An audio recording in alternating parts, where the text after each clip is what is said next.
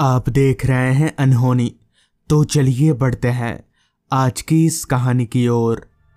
काम पूरा हो जाने के बाद मैंने अपना बोरिया बिस्तर समेटा और सीधे गांव के बस स्टॉप की तरफ चलता बना।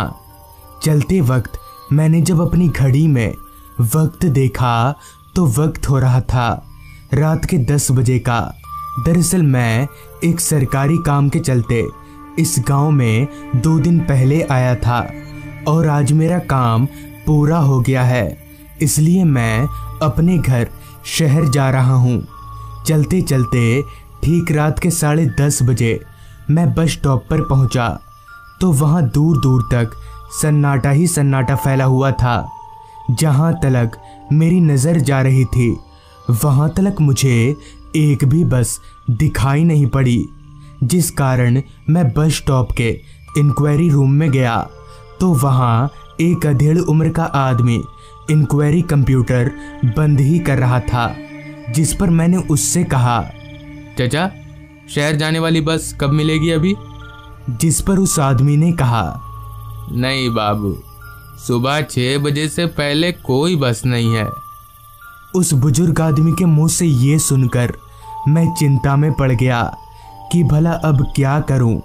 अभी मैं खड़े खड़े सोच ही रहा था कि तभी उस आदमी ने दोबारा कहा, अभी जाने का कोई साधन नहीं है। आप एक काम करिए, आज रात इस बगल वाले कमरे में रुक जाइए और सुबह 6 बजे वाली पहली बस से चले जाइएगा। उस आदमी की बात मुझे भी ठीक लगी, क्योंकि अब मेरे पास दूसरा कोई उपाय भी नहीं था और इतनी रात गए वापस से दोबारा सारे सामानों को लेकर गांव जाना मुझे ठीक नहीं लगा, जिस कारण मैंने उस आदमी को हाँ बोल दिया। जिसके बाद उस आदमी ने बगल के रूम का दरवाज़ा खोल दिया तो उस रूम में बस एक बेंच के अलावा और कुछ भी नहीं था। खैर मुझे तो किसी तरह से रात पार करना था तो मेरा काम उस बेंच से ही चल जाएगा। मैं अपना बोरिया बिस्तर लेकर उस कमरे में दाखिल हुआ और उस बेंच पर बैठ गया। जिसके बाद वो आदमी जाते जाते बोला, बाबू आप पूरे बस स्टॉप पर अकेले हैं तो अंदर से दरवाज़ा बंद कर लेना और हाँ, थोड़ा संभल कर रहना, अब मैं चलता हूँ। इतना बोलकर वो आदमी एक साइकिल लेकर अपने घर की ओर चलता बना। लिहाजा मैंने भी उस आदमी के बताए मुताबिक उस कमरे का दरवाज़ा अंदर से बंद कर दिया और वापस से बेंच पर जाकर बैठ गया। अब रात काफ़ी हो चुकी थी, जिस कारण नींद की वजह से मेरी पलकें भारी होने लगीं और मेरे बेंच पर लेटते ही नींद ने मुझे अपने आगोश में ले लिया। फिर मेरी आंख कमरे के दरवाजे पर हो रही तेज दस्तक से खुली। उस आवाज़ को सुनकर मैं उठकर बेंच पर बैठ गया, मगर वो दस्तक उसी तरह से बार बार दरवाजे पर होए जा रही थी। मगर अभी तो रात के 1 बज रहे हैं तो इतनी रात गए कौन होगा? बस तो सुबह 6 बजे की है। जिसके बाद मैंने अपने मन को समझाते हुए कहा, लगता है कोई मेरे जैसा ही मुसाफिर होगा। इतना बोलकर मैंने दरवाज़ा खोल दिया तो ठीक मेरे सामने दरवाजे पर एक आदमी खड़ा था, जिसने मुझे देखते हुए कहा, भाई साहब आपको शहर जाना है क्या? जिस पर मैंने अपना सिर हाँ में हिलाया तो उस आदमी ने कहा, चलिए भाई साहब, बस बाहर ही खड़ी है। उस आदमी की ये बात सुनकर मैं थोड़ा हैरान हुआ, क्योंकि उस इंक्वायरी वाले चाचा ने तो मुझे साफ साफ कहा था कि 6 बजे से पहले कोई बस नहीं है, तो अभी रात के 1 बजे बस कहाँ से आ गया? इस बात को मैं अपने जहन में नहीं रख सका और उस आदमी से कह दिया तो उस आदमी ने मेरे सवाल का जवाब देते हुए कहा, लगता है चाचा आपको बताना भूल गए इस बस के बारे में। आप चलिए, ये बस आपको सुबह 5 बजे तक शहर उतार देगी। अब मैं सोच में पड़ गया कि क्या करूं, जाऊं या नहीं जाऊं। जाना तो मुझे था ही, तो मैं अभी ही क्यों ना जाऊं। ये सोचकर मैं उसके साथ जाने को तैयार हो गया। फिर जब मैंने अपना बोरिया बिस्तरा बाहर निकाला तो हाँ, मुझे एक बस खड़ी हुई दिखी।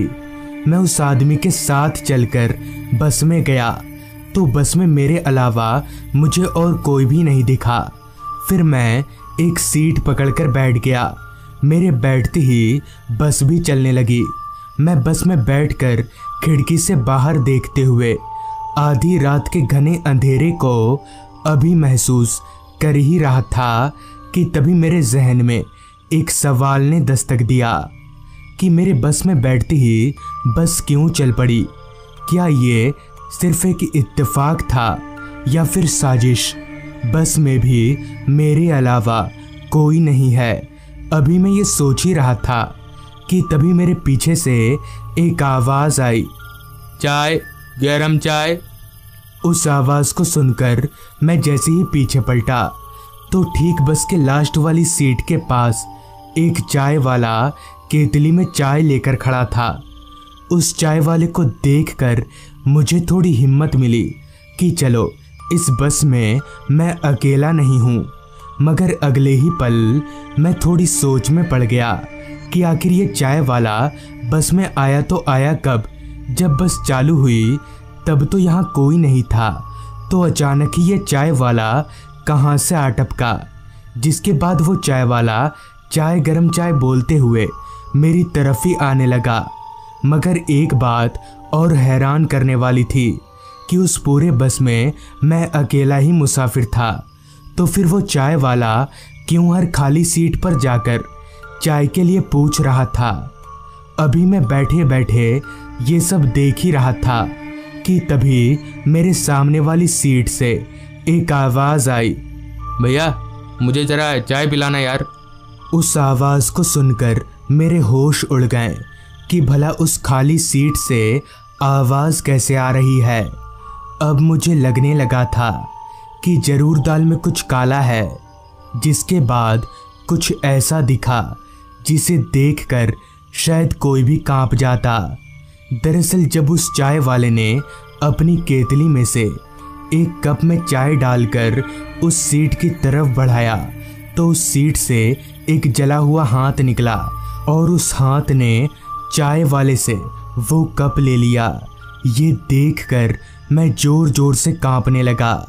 तभी जब मैं ध्यान से उस चाय वाले की ओर देखा तो डर के मारे एक पल को बेहोशा होने लगा, क्योंकि जब मैंने ध्यान से उस चाय वाले को देखा तो उसका भी चेहरा पूरी तरह से जला हुआ था और उसकी चाय की केतली से चाय की जगह खून टपक रहा था।